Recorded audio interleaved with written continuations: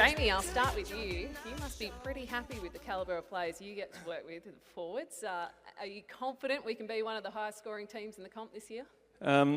Yeah, we've actually added quite a few new faces to our forward line. Table 19 down there, a few guys have already done their match committee and selected what our best forward line looks like. But Garlo read off 7 new players and 5 of them have joined the forward group, so everyone's pretty excited about Shay joining the club. A couple of new draftees. Also joined as well as Quinton Narkle with the SSP and Isaiah Dudley. Murphy Reid and Charlie Nichols were the 2 draftees I was thinking of. So there's 5 new players to the forward line group.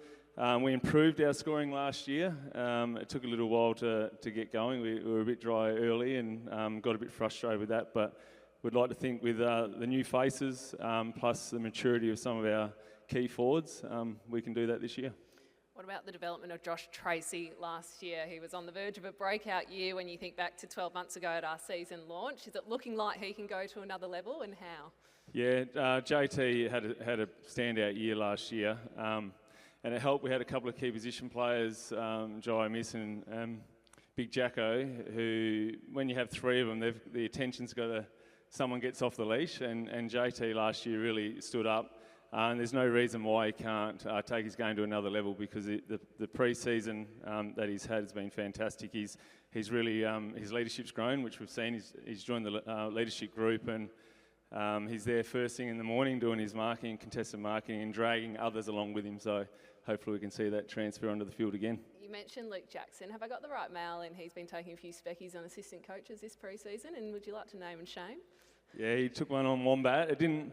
Andrew Sturgis. It didn't look as specky because Sturgis isn't that tall. So, but yeah, he's actually been working hard on his craft and his game as well. And yeah, hopefully we can see him taking his opportunities from an aerial point of view. Joel, how red hot is the competition for spots amongst our mids this year? Yeah, well, that's what we like. Guys are developing individually. They're evolving their game, which is exactly what we want. And then we're looking for individuals to fit into the collective. So there'll be bits and pieces from the individual game, but then how can we fit together as a team? That mid-forward connection's always a pretty critical piece. How's that been looking in match sims and practice matches? Yeah, not bad. I think if you ask the players, they feel better when they play better when they're connected. So we'll continue to emphasise that and put time into it. We want to be the best team that we can be in all the phases, and I feel like the connection is the glue that holds that together. Jade, welcome to Fremantle. How have you settled in? Thanks, Kath. I've loved it. Had a ball. I've just come from South Australia, proud Tasmanian, but the last 4 years in South Australia, and yeah, the family fully relocated in January, which we really love the lifestyle, and I'm loving the club. I've really enjoyed working with these guys and JL and the other coaches. The playing group are excellent, and we're a serious club. I really like.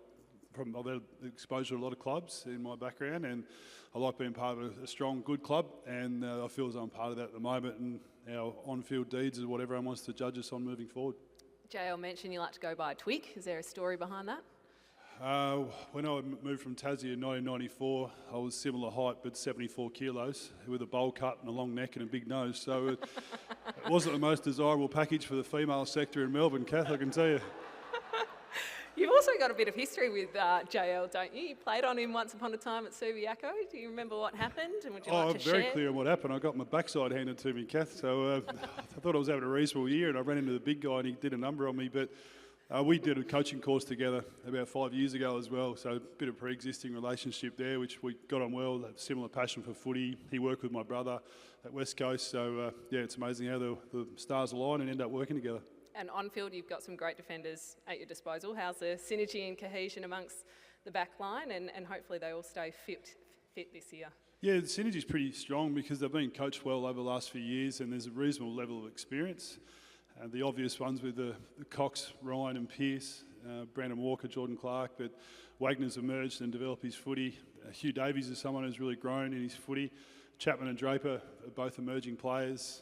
H gives us a lot of experience, who's been a strong player over a number of years. Young Ollie Murphy's really growing with his footy as well. So I'm pretty lucky coming to a job where there's 13 backs that I've already got fair partiality towards, but I do think that most of them are eligible and are capable of playing AFL really quickly. So Carl Warner being another one who I thought had a really strong game, the Indigenous game, that it's going to be pretty tough if we keep them fit as to what the best 7 is going to be in round 1 and beyond. Great to see you in purple. Welcome aboard. Thanks to the three of you and good luck for 2025. Thanks.